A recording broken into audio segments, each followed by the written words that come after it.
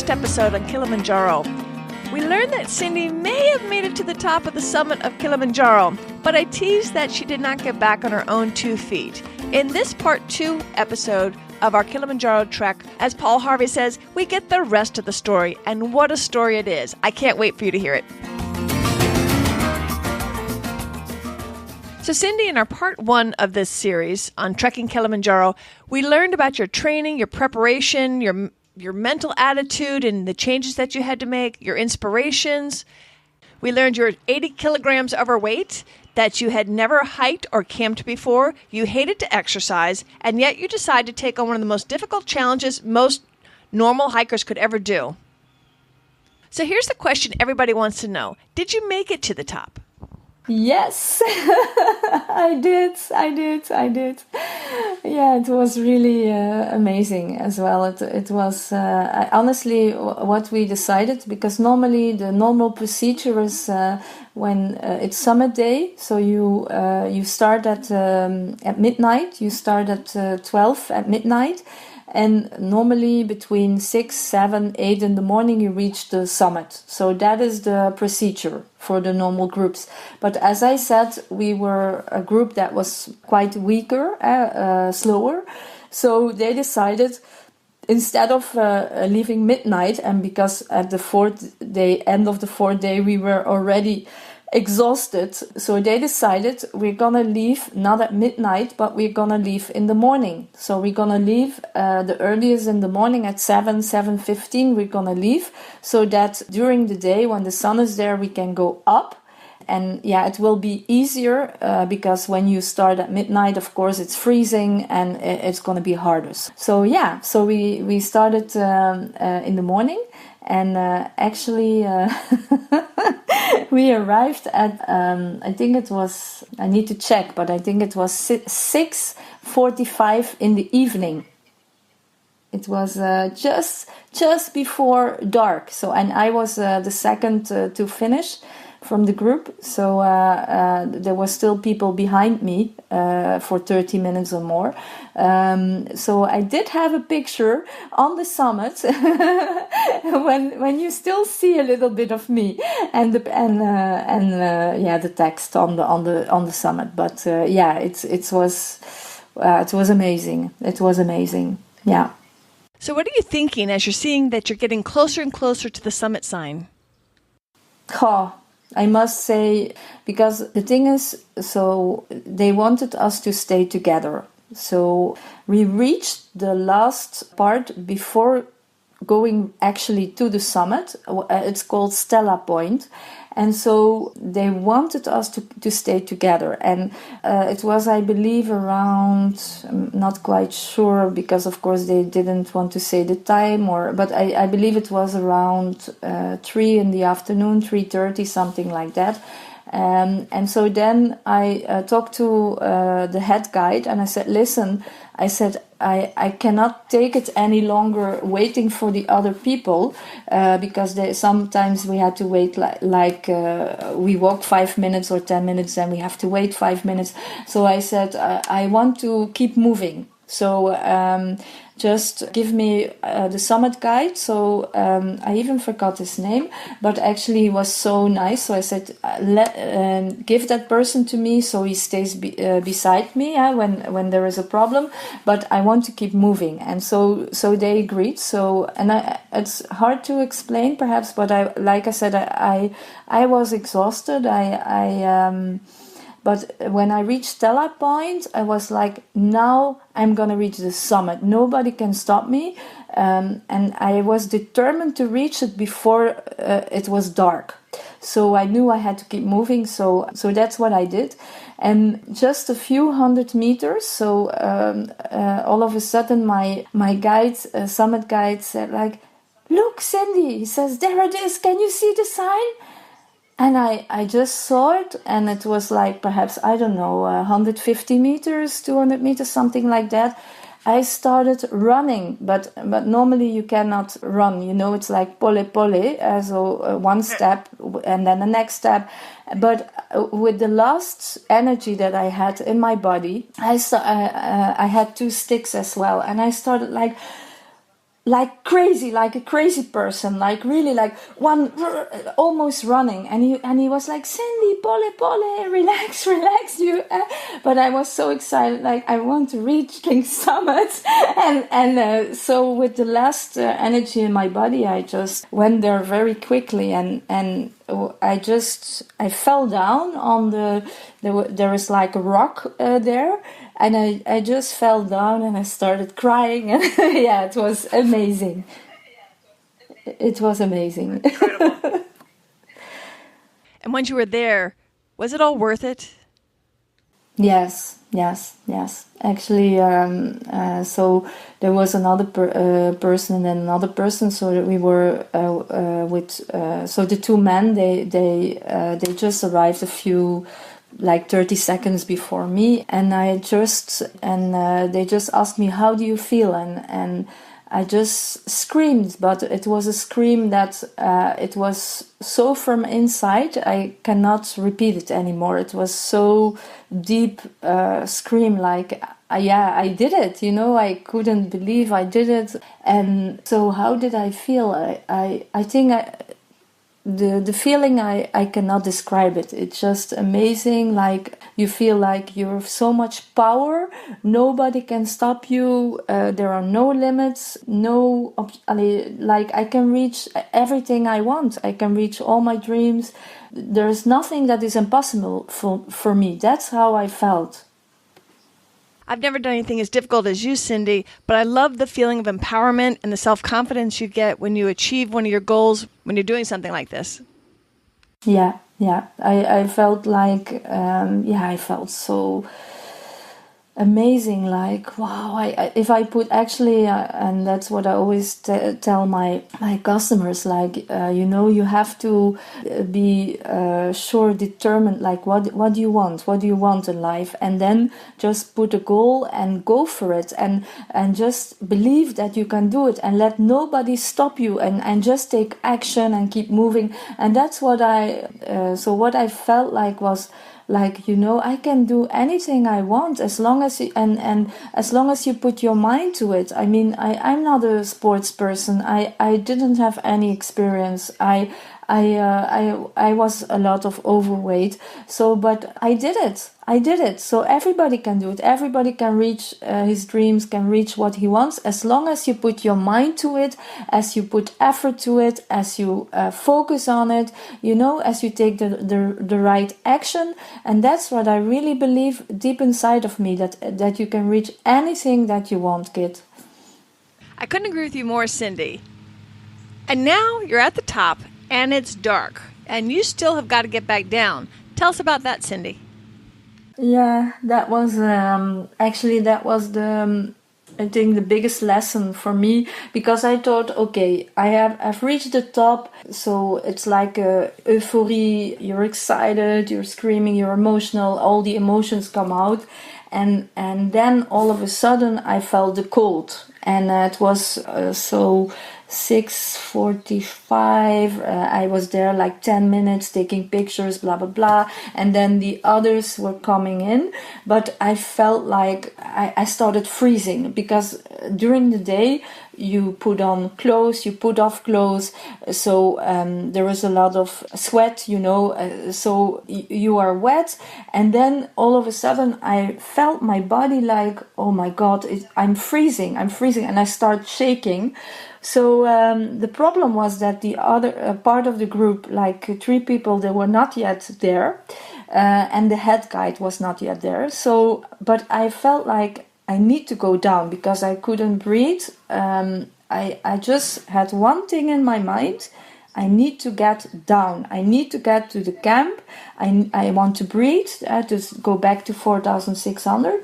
Of course, it was dark. And they said, no, you have to wait, and I was like, no, I'm not gonna wait. There was something in my mind. I cannot explain why I did it, but I was determined. I'm not gonna wait for the group. I'm not, because I started shaking and everything. I said, no, I'm dying. I cannot stand the cold. So I told my summit guide, I told him, you know what, help me, we're going down. And he was first hesitating, but I said, I cannot stand it anymore. Please help me. I need to go down. I'm freezing.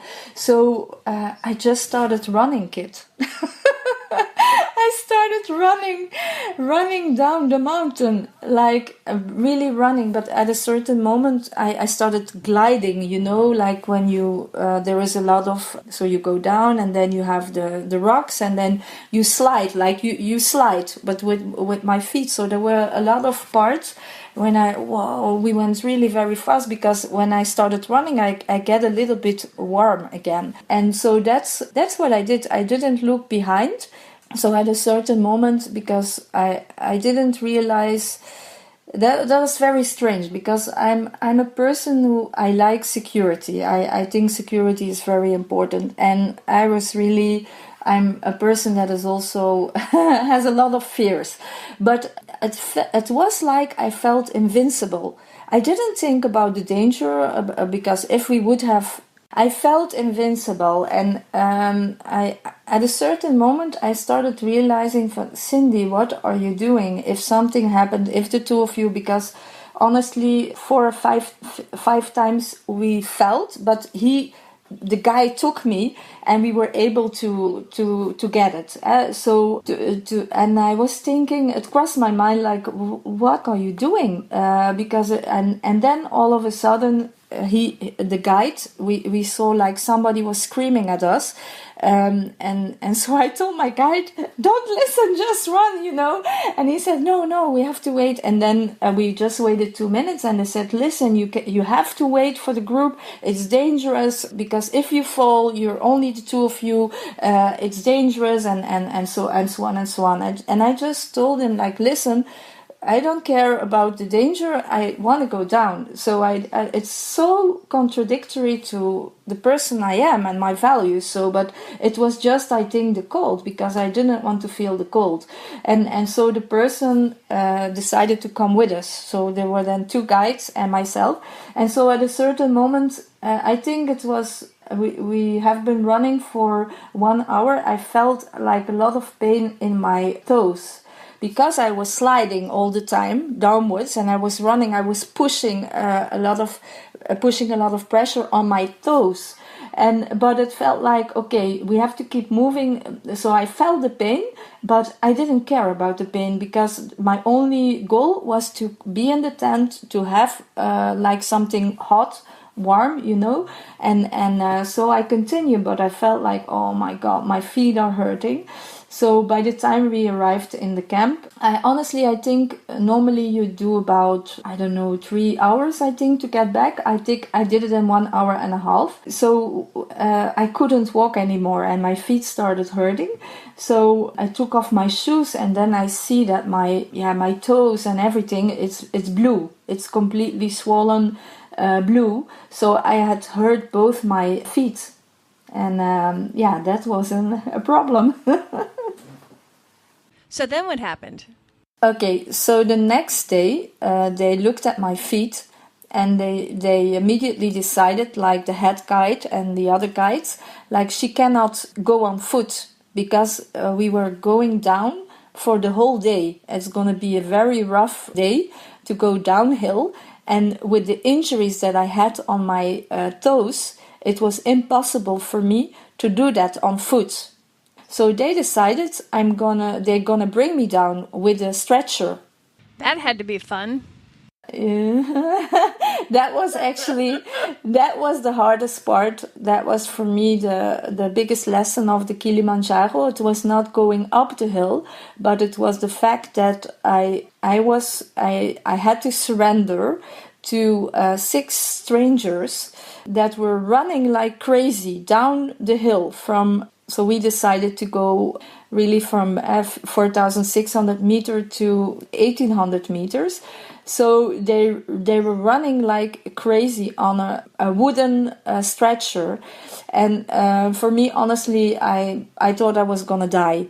And that was the hardest part, because I was screaming, I was shouting, I got so many bumps on my head. I thought I'm gonna be in a coma before I'm down the hill. So certain times I stopped them, but the problem is because they cannot slow down. If you go down the hill, you cannot say, oh, we do it slowly. You have to do it very fast. And sometimes somebody falls. So then I just flip and yeah, for me it was, I thought, honestly, I thought I'm gonna die. It's finished. And I looked down. Sometimes it was like 40 meters down. So I just thought I'm not gonna survive. And that was for me the hardest lesson, just to surrender, to give away my control, because I'm a control freak. So in the preparation towards the Kilimanjaro, I had done everything that a person can do to prepare, because I want to keep in control. But here I couldn't do anything. They just put me on the stretcher with ropes, so I couldn't move. It was a nightmare. It was a nightmare for me. Yeah. So when you're saying 40 meters down, is it like you're on the trail and on an edge or a ledge where it's 40 meters down, like a cliff on the side? Yes. There were many times that was a cliff to the side. And so there are some very technical parts, and then they were like discussing. They put me down on the stretcher, and I was lying. And then they were like, "Okay," I understood it. Like they were talking to each other. We should do it this way. We should do it that way. And then they were arguing, and because I mean there are rocks everywhere. So I was so afraid that like if one or two persons, they slip or they fall down, and so you have two persons on the right, two persons on the left, one in the front and one in the back. So if one or two persons in the right fall, then you flip over, you see. So I mean it was terrifying. It was the most terrifying experience of my life, to be honest. And I at a certain moment, so I started shouting, and in the beginning I say stop, and then they stop, and I say I'm hurting, are you crazy? And they say I'm sorry, but we don't want to hurt you, but we have to go down, we want to help you, and this and that. So they say relax, but it was crazy. Like my head was shaking up and down and up and down. Sometimes I flew like half a meter in the air, and I mean they did what they could. I honestly believe they gave their life for me, but that experience felt like for me was the hardest experience I've ever had in my life, really. Obviously, since we're talking, you made it down the mountain. What was it like when you finally made it back to civilization? It was like surreal, because when I was down, I arrived many hours before the others, and then there was like a celebration and singing, and then we went with the bus to a hotel, and where you can breathe. And so I remember I arrive in my hotel, and I see a bed, and I see coffee, and I mean it's like it's crazy because and there is a swimming pool, so you take a shower. So I arrived, and I was like a bed, so I lie in the bed, and it was amazing, the feeling to lay on a bed. And then I was like shower, because I really shower every day. So there I wasn't able to do it for 5 days. It's awful. So I think I took a shower of 1.5 hours. I was in the shower just to to feel the water. And but it's the next day. So on the Saturday we went to the hotel. So on the Sunday it felt like everything was. I was grateful for everything. I was grateful for the warmth. I was grateful for the breakfast. And there was just it was like there was silence in my head. I didn't have any thoughts. It was like I was not on the world. It was I cannot explain how I felt, but it's so amazing. Like I was so aware of there is a pool, I'm just lying there. There was nothing I wanted to do. On the Saturday, I talked to my boyfriend, and I told him that I was okay. But that's it. I didn't have any plans. I just lay on a stretcher on a bed near the swimming pool, and I just lay there. I didn't talk to anybody. I didn't have any thought. It was really a strange feeling, like a feeling of appreciation of being. Appreciate that I'm able to breathe. Appreciate that you have food, that you have warmth. Yeah, I cannot explain it. It was a very special feeling. That mindfulness and the appreciation you get is one of the reasons that I love to backpack so much, because it helps you to appreciate all the little things in life once again. It may not last a long time, but for that euphoric period, it's wonderful. And you don't get that unless sometimes you struggle and you frankly suffer a little bit, as you do sometimes when you backpack. Yes.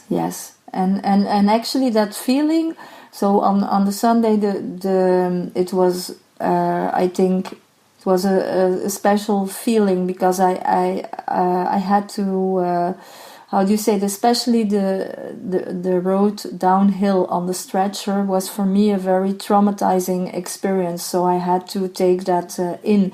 But I mean, even when I arrived home, so the next week, so I think we arrived on the Thursday, we arrived back in Belgium. And honestly, for 2 weeks, I was so happy. Just the fact that I could breathe, I was thankful. And the fact that when I lay in my bed, I have a water bed. So it's hot, and just drinking a cup of coffee, it's amazing. And indeed taking a shower. And I was so grateful. It's amazing. It helps you count your blessings. Yeah, no doubt. Actually, yeah, it's amazing. Yeah, I couldn't realize it. It was like I was floating on a cloud of happiness, appreciation, and my boyfriend was like, "Hey, come back to the real world," But yeah, it's I must say, when I'm talking it now to you and I'm reliving it, and it's an amazing experience, an amazing feeling. So even though you had the most traumatic event of your life, as you said earlier, any regrets at all about doing this? No, not at all. Not at all. No regrets. Actually, one of the big themes in my life is to let go of control and to how do you say it? To have more self-confidence, and to really also, for me, security is important. And so I was always, to be honest, I achieved many things in my life, but I was like a scary person. Like, I was afraid of heights. I was afraid of almost anything. And so having that experience and surviving it for one reason or the other, when I came back, for the first time in my life, I felt safe. Because, so when they were getting me downwards, at first I was very scared, and I was crying and shouting and everything. But then at a certain moment, I realized that I'm still on this stretcher. I cannot move. So if I scream, it doesn't matter, because if I fall and I die. So then I realized, like, what if I could trust that I will reach it safely? And so I changed my thoughts, and then it became more bearable on the stretcher. And so I think for me that was the biggest lesson, because I know I have a big mission here. And so I just realized, like, I don't have to be scared to die, because I won't die. I still have a lot of things to do here. So that experience gave me more self-confidence and the feeling that I'm safe. It's very strange that I needed that experience to really feel in my body that I'm safe. Whatever happens, I'm safe. And also, I have more trust in my body. Yeah, so before I climbed the Kilimanjaro, I didn't really like my body, and I wasn't really conscious of my body, to be honest. And after climbing the Kilimanjaro, I realized that, hey, my body is so strong, because that body carried me onto the summit. even though it was exhausted. And of course, I have a very strong will and willpower and a good mindset, but I have a strong body as well. So that gave me more confidence in my body, in myself, and gives me a more secure feeling. And that's great because that also helps me in my business to take sometimes more risks and just to trust that all will be fine, everything will be fine. Is there any advice you'd like to give the audience about what you wish you had known?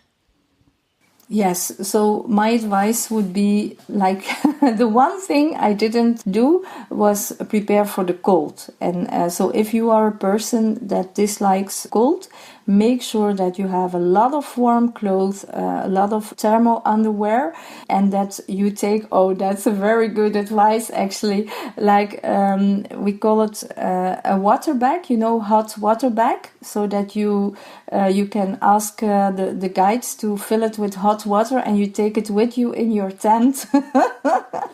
So it helps you to keep warm. So warm clothes, a warm sleeping bag, and like a hot water bag or something like that. So that would be the advice that I would give them. And for the rest, just if you want to do it, make a plan. Don't and just make like small, how do you say it, goals in between. Because if you say like, okay, I'm gonna climb the Kilimanjaro, I start today. Without a plan, it's very difficult. And on your own, I think it's also very difficult. So find somebody that has experience that can help you.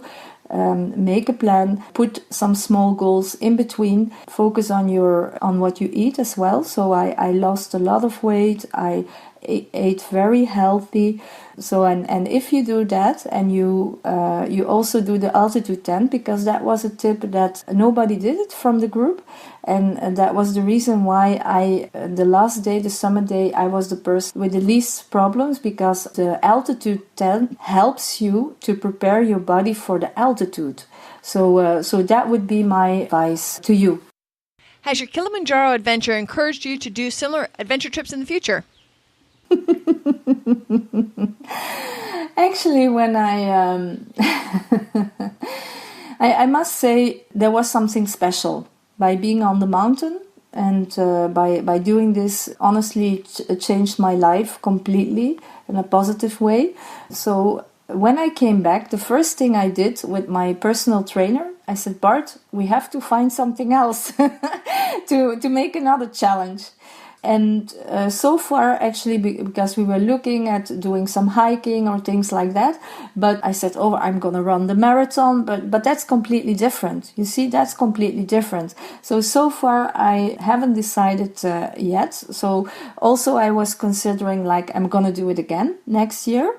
But yeah, on one hand, I mean, like I said, it's an amazing experience. And on the other hand, of course, it took me a lot of time. It brought me a lot, but also it takes me a lot of time, and running business and preparing for the Kilimanjaro is quite a challenge. So yes, my feeling is that I want to do more adventurous things in the future. For now, I have settled actually. So my goal is to run first half a marathon. That's my goal for the next month. And then months, and then the marathon. But I must say that the hiking, there is something special. So I think I'm gonna look at that as well. Shameless plug. Check out some of our past episodes in the Active Travel Adventures podcast, and you're going to get lots of ideas, Cindy. Cindy, we have a worldwide audience. Over 50 countries right now listen to the Active Travel Adventures podcast. Wow. So even though I'm based in the United States, we do have a lot of listeners in your area, which is Europe. Why don't you tell us a little bit about your business and how people can reach out to you? Yes, thank you. So my company is called Mega Cindy. So megacindy.com is the website. And so my mission is to teach entrepreneurs how to sell. So the skill of selling, I believe, is an essential skill for an entrepreneur. And so that's what I do. I work with groups. I work online. I have an online program, the Happy Salespreneur, and then I also have offline groups that I coach. Yeah, so that is my mission, really, to help entrepreneurs how to sell their goods, their services themselves, so that they can really enjoy life and do whatever they want and reach their goals. So if you need some help regarding sales or whatever, you can reach out to me. Now, at the moment, I'm serving the Dutch-speaking market, so Belgium and Holland. Probably in the future, I will go international. I sure hope so. Your English is wonderful. I wouldn't be surprised if you hear from some English-speaking folks that say, "Now, Cindy, now." Your story was just as fascinating going up the mountain as it was coming down the mountain. Thank you so much, Cindy, for coming on the show. It's been a real inspiration for everyone. Yeah, thanks a lot, Kit. I mean, it's with all my heart, and I really hope, and that is the reason why I agreed for the podcast, is I really hope I can inspire some people also to climb the Kilimanjaro. It would be great if they can let me know, because, yeah, I mean, that's my mission, just to inspire people to reach their goals and dreams. And so I'm very grateful for being on the show. And thank you very much, Kit, for everything. So y'all heard Cindy. If Cindy has inspired you to climb Kilimanjaro, be sure to email her to let her know, okay? I found Cindy's story amazing, and that's why I broke it into 2 parts. I was going to try to add on the safari on this part, but we're already at about 30 minutes, and by the time we wind up, I didn't want to go longer because I have an incredible safari interview as well, so I'll be back in 2 weeks to do that. I would like to ask you one thing. I've been doing this now, closing in on 3/4 of a year, and I want to reach out to you and talk to you directly. If you would be willing to give me 10 minutes of your time on the phone, could you please email me your telephone number and a good time of the week that I can call you and your time zone, and let me get on the horn with you and we'll talk. I just want to ask you some questions about what you think of the show, what you'd like to see more of, and learn a little bit more about you. So if you'll either email at kit@activetraveladventures.com, or you can leave a voicemail at 252-515-0166. If I'm awake, I will pick up the phone. If not, it'll go to voicemail. And so don't worry about what time of day you call. It'll do what it's supposed to do. I have it on Do Not Disturb if I'm not there. I truly would love to hear from you. So if you can spare me a few minutes, please reach out, and it would mean a lot to me. If you're interested in getting the Kilimanjaro Travel Planner, you can download that from the website, or it'll come automatically with the monthly newsletter. And so with that, I'll sign off. This is Kit Parks. I'll be back in 2 weeks on Thursday with the final installment of Tanzania. Instead of doing Kilimanjaro, now we'll do the wildlife safari and cultural exchange. That is a great add-on to the Kilimanjaro trek. I'll see you then. Bye-bye. Thanks for listening.